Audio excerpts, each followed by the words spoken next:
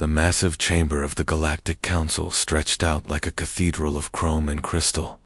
Thousands of alien beings filled the floating platforms that circled the central speaking area. Their eyes, tentacles, and various sensory organs focused on the small holographic figure that had just appeared in the center of the room. Kim Jinsu straightened his uniform and looked out at the sea of alien faces. His heart pounded, but his voice remained calm. This was humanity's moment, their first chance to speak to the galaxy as equals.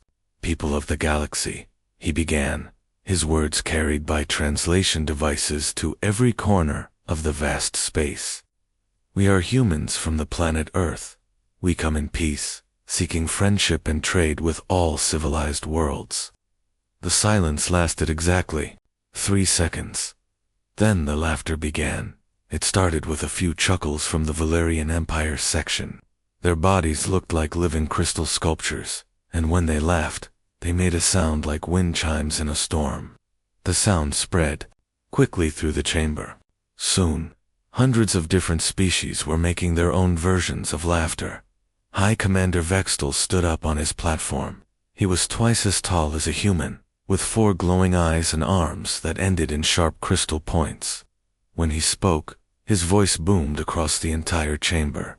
Did this tiny creature just call itself civilized? He asked, causing another wave of laughter. Humans have barely learned to leave their own star system.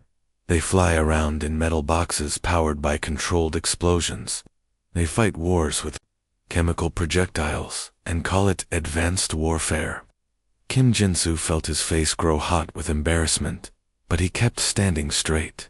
Around the chamber, alien delegates pointed at him with claws, tentacles, and appendages he had no names for. Look at their escort fleet, continued Vextal, gesturing to a display showing Earth's 12 ships waiting outside the station. 12 ships. The Empire's patrol fleets are larger than their entire navy. They dare to speak of trade when they have nothing we could possibly want. The Centauran ambassador, a creature that looked like a cross between a spider and a snake, raised one of her many arms. Perhaps they could provide entertainment, she hissed. Their primitive culture might amuse our children. More laughter filled the chamber. Kim Jinsu noticed that even some of the smaller, weaker species were joining in. They seemed relieved to have someone beneath them in the galactic hierarchy. Vextal raised his arms for silence. When the chamber quieted, his voice took on a more serious tone. The Valerian Empire has been patient with primitive species before, he announced. We offer humanity the same choice we have offered others. Submit to imperial guidance. Allow us to manage your world's resources properly. Accept relocation to designated areas where you can live peacefully under our protection. Kim Jinsu's blood turned to ice. And if we refuse, then you will face cleansing operations. Vextal replied simply, your cities will be reduced to ash. Your people will be scattered to the solar winds. It is not cruelty, merely efficiency. The galaxy has no room for species too foolish to accept reality. The chamber fell silent again. This time, it was not the silence of anticipation, but of cold certainty. Every being present had seen this play out before. New species appeared, made demands they could not back up, and then either submitted or were destroyed. You have 30 standard days to decide, Vextal continued. Send your answer through proper diplomatic channels. The Council will not waste more time on this matter. The holographic image of Kim Jinsu flickered and disappeared. The Council moved on to other business as if humanity had never existed. Light away on Earth, General Park Minho watched the transmission end. The command center was deadly quiet. Officers and analysts stared at their screens, trying to process what they had just witnessed. Sir, said Intelligence Director Lee Hanna, her voice barely above a whisper. They're not negotiating. They're giving us orders like we're children. Park Minho had fought in 3 wars on Earth. He had seen cities burn and watched good soldiers die for causes that seemed important at the time. But he had never felt anything like the cold rage that filled him now. They think we're weak, he said quietly. Our fleet is small, compared to theirs, admitted Admiral Kim Sun-ho. Our weapons are primitive by their standards. Maybe we should consider what? Park Min-ho turned to face his staff. Surrender.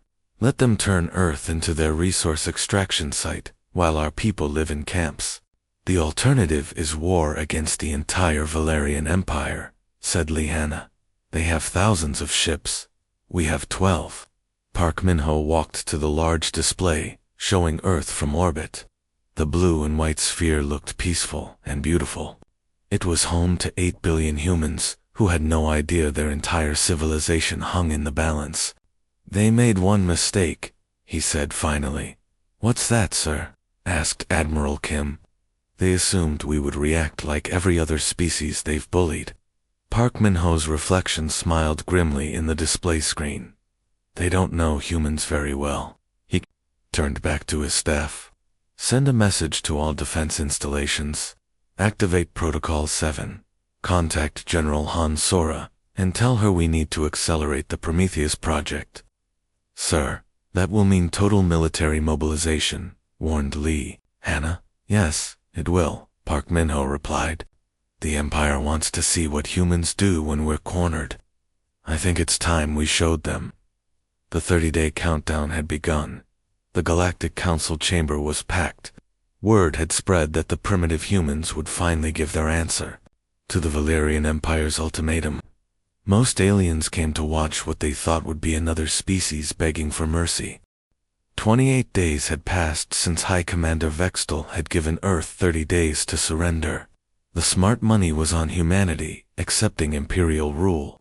After all, every other species had made the same choice when faced with the Empire's overwhelming power.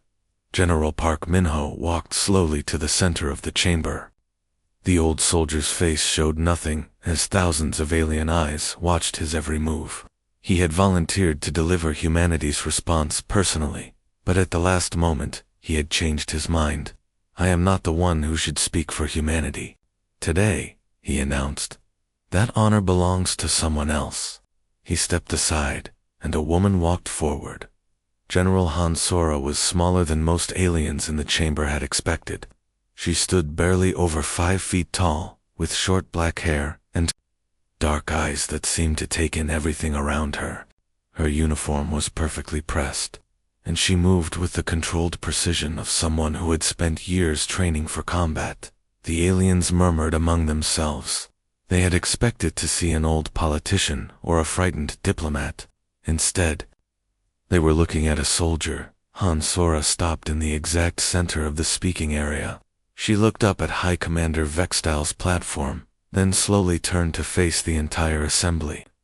The Valerian Empire gave us 30 days to make a choice, she began. Her voice was calm and clear, carrying easily to every corner of the vast chamber.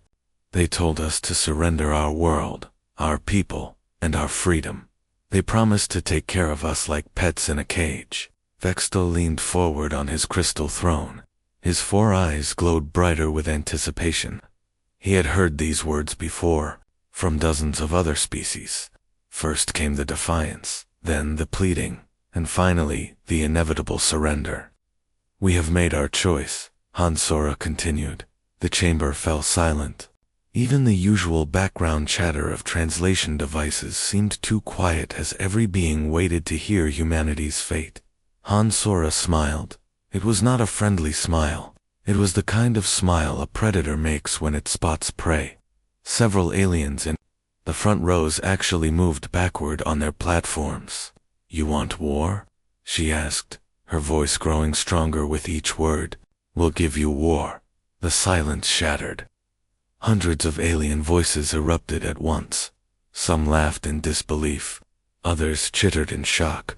A few species made sounds that their translators could not even convert into understandable language. Han Sora waited for the noise to die down. When it finally did, she continued, as if nothing had happened. Humans have a saying that you should learn, she said. We don't start fights, but we finish them. High Commander Vextel's crystal body began to glow with anger. Your words are, Brave for someone whose entire species could be wiped out in a single day, he boomed. The Empire's first fleet has 200 dreadnoughts. Each one carries enough firepower to turn your planet into molten rock. That's very impressive, Han, Sora replied calmly. Tell me, how many of those ships have you used against enemies who fought back? The question hit the chamber like a physical blow. Vextal Esclo faltered for a moment. What do you mean? He demanded. I've studied your military history, Han Sora said, walking slowly around the speaking area as she talked. The Valerian Empire has conquered 47 species in the last 300 years. Every single one of them surrendered when you showed up with your big fleets.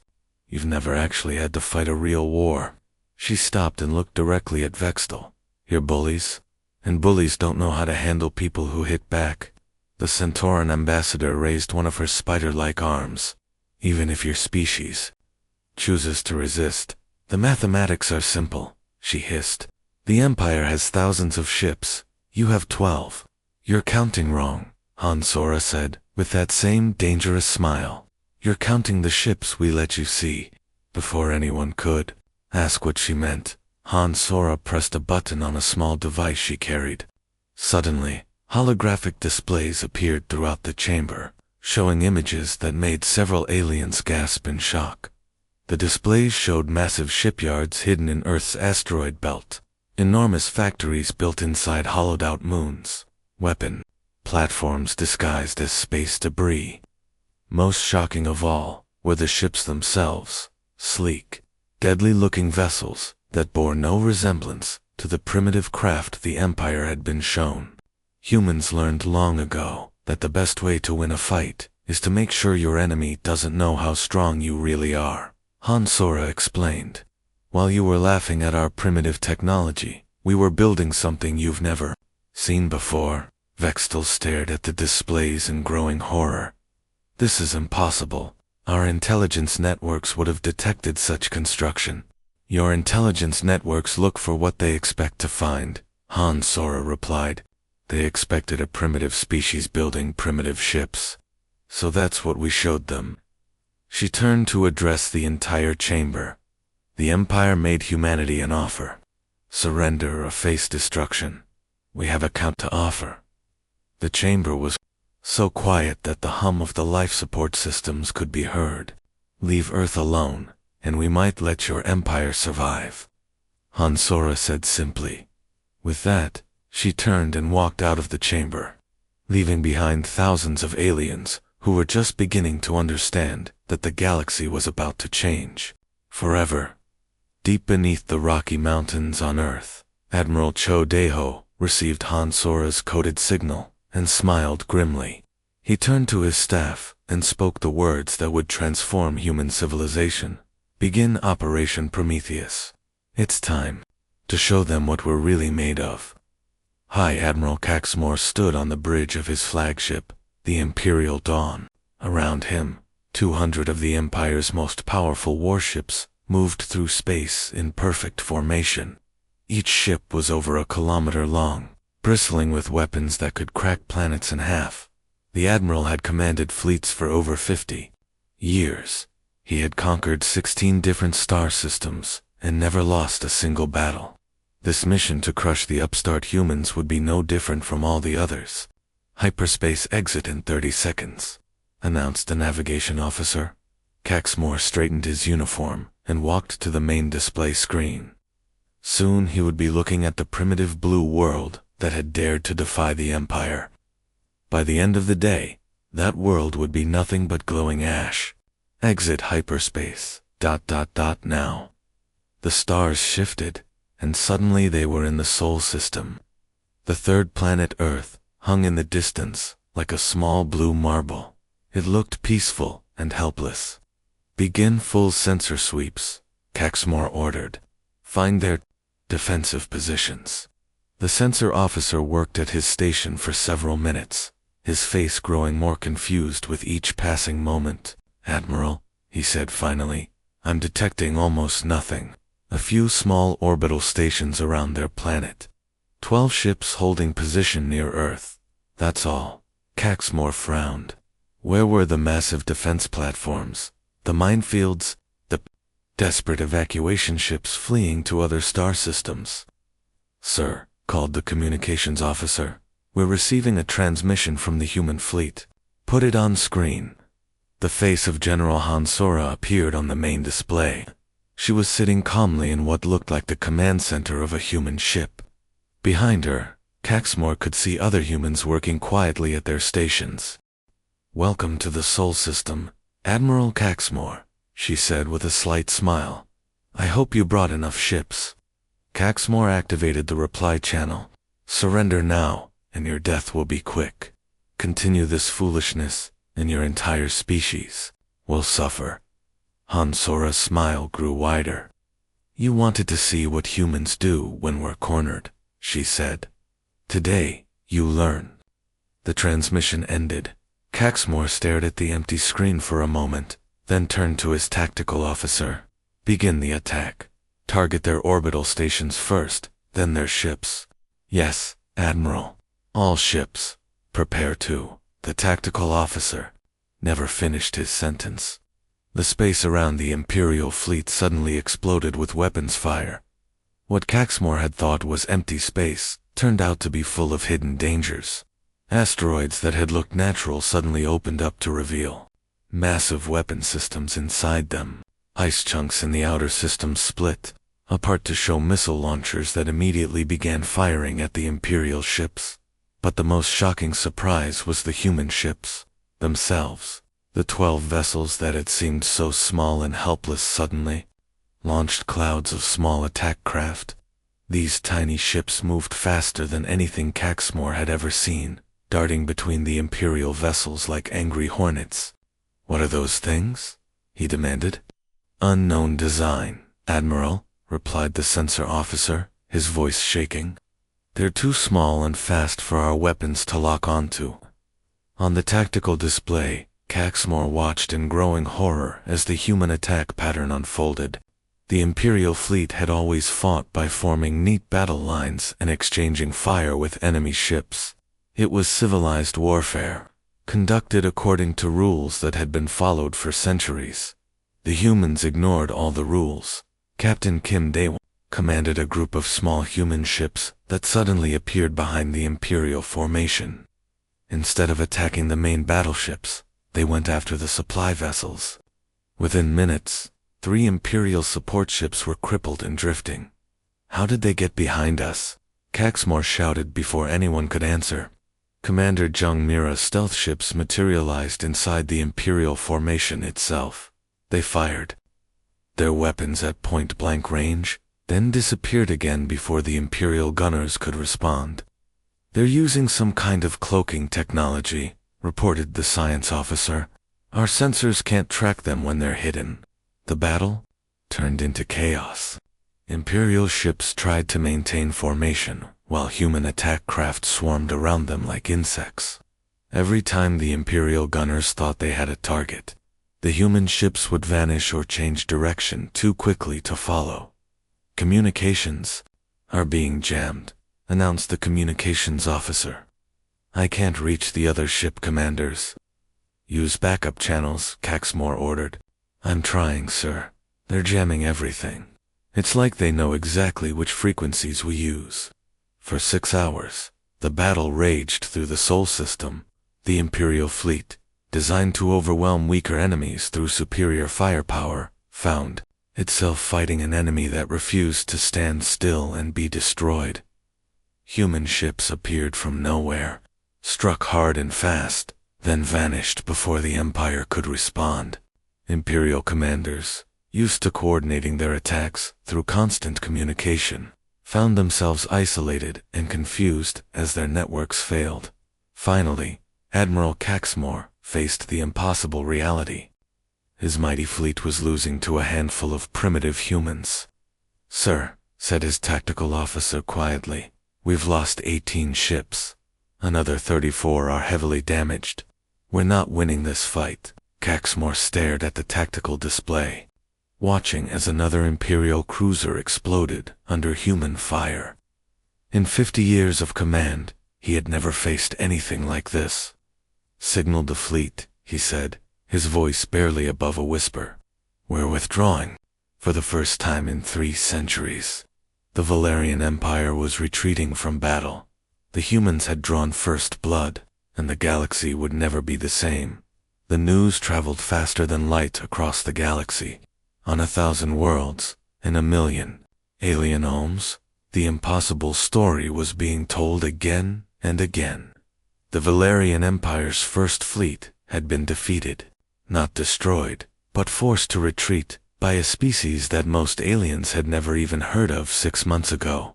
In the crystal spires of the Centauran homeworld, government officials watched news broadcasts with growing unease. For 300 years, the Empire had been unstoppable. Now, humans had made them run away. On the industrial world of Kepler 442, the Threllan workers in the Imperial weapons factories began to whisper among themselves. If humans could make the Empire retreat, maybe other species could fight back, too. But nowhere was the impact greater than on Earth itself. General Han Sora walked through the corridors of the Strategic Operations Center, 3 kilometers beneath the Rocky Mountains. The facility had been built in secret over the past 20 years, waiting for the day when humanity might need to fight for its survival. That day had finally come. The place buzzed with activity. Hundreds of people worked at computer stations, coordinating the greatest military mobilization in human history. Wall-sized displays showed production numbers, fleet movements, and battle reports from across the galaxy. General, called Colonel Yoon Soo-jin, hurrying to catch up with her. The latest production reports are ready. Han Sora stopped at a display showing Earth's industrial output. The numbers were staggering. Every factory on Earth had been converted to military production. Car plants now built spaceship engines. Electronics factories produced targeting systems. Even toy manufacturers were making components for military equipment. The Seoul shipyards completed another heavy cruiser this morning, Yoon Soo-jin reported. That's one every 18 hours now. The African industrial complex has tripled its antimatter warhead production. We're exceeding all projected targets. Han.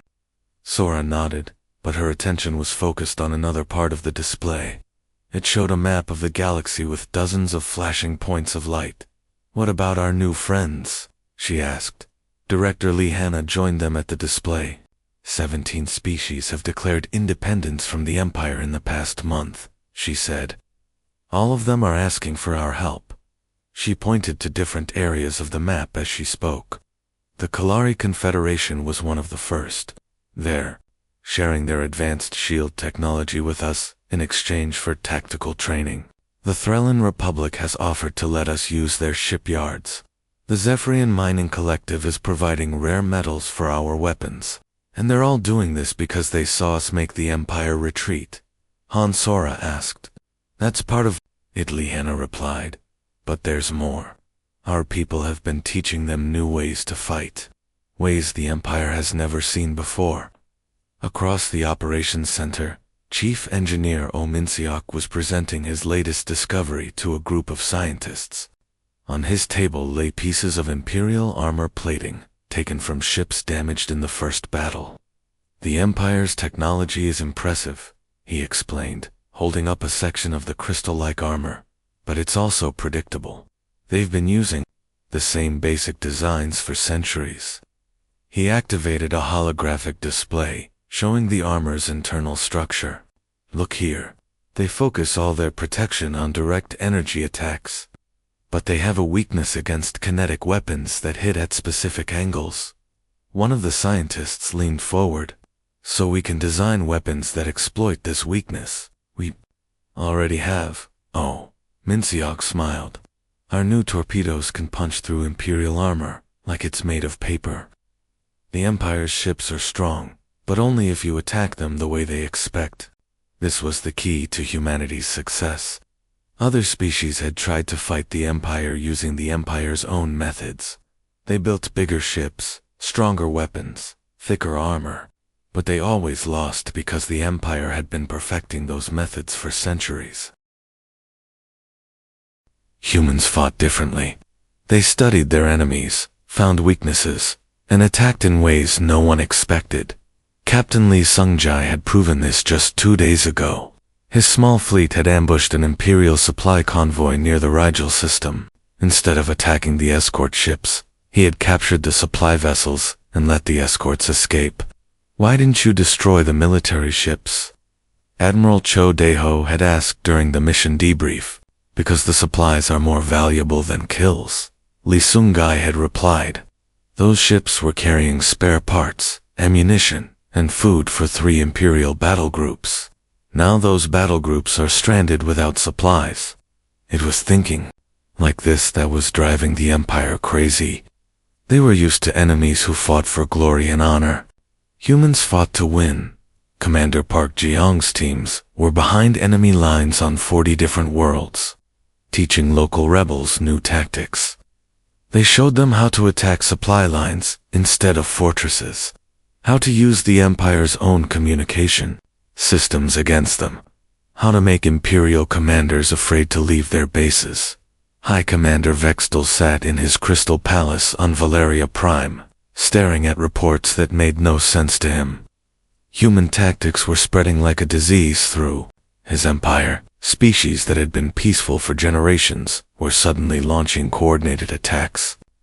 Imperial commanders who had never lost a battle were now asking for reinforcements. "How are they doing this?" he demanded of his intelligence chief. "Humans are just one species on one world. How can they coordinate resistance across the entire galaxy?"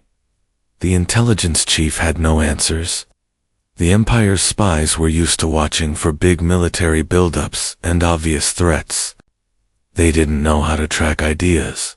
Back on Earth, General Han Sora studied the galactic display with satisfaction. The rebellion was growing faster than anyone had expected. But she knew this was just the beginning. "Begin Phase 3, she ordered. Around her, the war machine that humanity had become prepared for, its greatest challenge yet. The assault on the Empire's core worlds was about to begin. The Bridge of the Soul's Pride hummed with quiet activity. General Han Sora stood before the main display, watching as the largest fleet in human history approached Valeria Prime. Around her flagship, thousands of ships moved through space in perfect coordination. But these were not all human vessels. Ships from 23 different species flew alongside Earth's warships. The Kaleri had contributed their advanced shield technology. The Threllan Republic had provided heavy cruisers. The Zephyrian Mining Collective had sent their converted industrial ships. Now bristling with weapons, all of them had one thing in common. They had all been conquered by the Valerian Empire. Now they were coming home to settle old scores. "Admiral Cho, report on enemy positions," Han Sora ordered.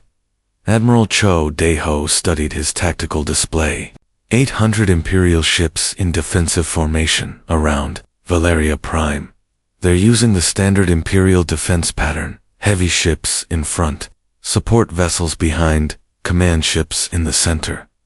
Han Sora smiled. After 2 years of fighting humans, the Empire was still using the same tactics they had relied on for centuries. "Any sign they've learned anything new?" she asked. "No, General. Same formations, same communication patterns, same predictable responses." High Commander Vext sat in his crystal command throne aboard the Imperial flagship Eternal Victory. Around Valeria Prime, his last great fleet waited in formation. These were his best ships, crewed by his most experienced officers. If humanity wanted to attack the Empire's homeworld, they would pay a terrible price. "Status report," he commanded. "All ships in position," replied Fleet Admiral Zakton. 800 vessels ready for battle. The humans approach with approximately 4,000 ships, but most are small craft from primitive species. Vextel nodded. Numbers meant nothing if the enemy lacked proper weapons and training. The Empire had faced large fleets before, and always won through superior tactics and firepower. "Signal all ships," he ordered. "Prepare for standard engagement. We will show these primitives what happens when they challenge a real military power." Back on the Soul's Pride, Captain Nam Woojin sat at his electronic warfare station. His job was to blind and confuse the enemy fleet before the main attack began. "All jamming systems ready," he reported. "Electronic countermeasures standing by," added his assistant, Lieutenant Kim Haijin. Han Sora checked the time. Everything had to happen in perfect sequence for Operation Nemesis to work. "Begin electronic assault," she ordered. Across space, invisible signals reached out from the human fleet. Imperial communication networks suddenly filled with static and false messages. Sensor systems showed phantom targets or went completely blank. Navigation computers began giving random readings. "What's happening?" Vextal demanded as alarms sounded throughout his flagship. "Unknown interference with all systems," reported his communications officer. "I can't reach the other ship commanders. Use backup channels." "I'm trying, sir." Everything is being jammed, while the Imperial fleet struggled with their blind sensors and dead communications. Commander Shinyanji led her stealth squadrons into attack position. Her ships used cloaking technology stolen from the Empire and improved by human engineers. They materialized inside the Imperial defensive perimeter, like ghosts becoming solid. "Targets locked," she announced over her squadron's private channel. "Fire quantum torpedoes." The new weapons had been designed specifically to defeat Imperial shields. They phased through the energy barriers as if they didn't exist, then exploded. Inside the enemy ships, 12 Imperial cruisers died in the first salvo, but the most devastating attack was not physical. Across the Imperial fleet, something unprecedented began to happen. On the bridge of the Imperial destroyer, Crystal Fang, a Threllan officer named Bexener watched human ships attack his vessel. 6 months ago, human trainers had taught his people new ways to fight. They had shown the Threllans that the Empire could be defeated. "Why are we fighting for them?" he asked his fellow crew members. "The Empire conquered our world. They took our children as hostages. They force us to serve in their military." Similar conversations were happening on dozens of Imperial ships. The Empire had always used conquered species as crew members, trusting that fear would keep them loyal, but humans had taught these species something the Empire had never expected them to learn. Hope, but mutinies broke out across the Imperial fleet. Threllan gunners turned their weapons on Imperial officers. Kaleri engineers sabotaged their own ship's systems. Zephyrian Marines refused orders to repel human boarding parties. "Sir," Fleet Admiral Zakton reported to High Commander Vextal, his voice shaking, "we're losing ships to internal rebellion. Our own crew members are fighting against us." Vextal stared at his tactical display in horror. His perfect defensive formation was collapsing. Ships were drifting out of position. Others were firing on their own allies. Several vessels had already surrendered to the human fleet. "How is this possible?" he whispered. General Han Sora's voice came over the communication channel, clear, despite all the jamming and chaos. "You made a mistake, Vextal," she said calmly. "You thought conquering people meant they belonged to you, but people who are conquered don't forget. They wait for someone to show them how to fight back." "This cannot be happening," Vextal said desperately. "The Empire has ruled for 1,000 years. We are the strongest military power in the galaxy. You were strong against enemies who fought the way you expected," Han Sora replied. "But we never fought your kind of war. We fought our own war, using our own rules." On his tactical display, Vextal watched as his mighty fleet continued to fall apart. Human boarding parties were capturing Imperial ships faster than he could count. His own crew members were laying down their weapons and surrendering. The battle lasted only 4 hours. When it ended, the Valerian Empire's fleet was destroyed, captured, or in full retreat. Valeria Prime hung defenseless in space. "I surrender," Vextal transmitted, his voice barely audible. 3 days later, General Han Sora stood in the same Galactic Council chamber where humanity had first been mocked and threatened, but this time, She was accepting the Empire's formal surrender. The irony was not lost on anyone present. The species that had been dismissed as primitive now controlled half the galaxy. "You laughed when we offered peace," Han Solo said to the assembled Imperial delegation. "Perhaps next time, you'll listen when someone offers it freely." The Valerian Empire had learned the most expensive lesson in galactic history. Never underestimate a species willing to fight for their freedom. And across the galaxy, other empires began to wonder if they should reconsider their own assumptions about the small blue world and its remarkably stubborn inhabitants.